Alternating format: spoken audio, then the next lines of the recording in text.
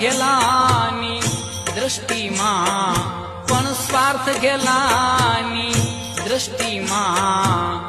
आम छतां क्यां आવું છું હે માનવ વિશ્વાસ કરી લે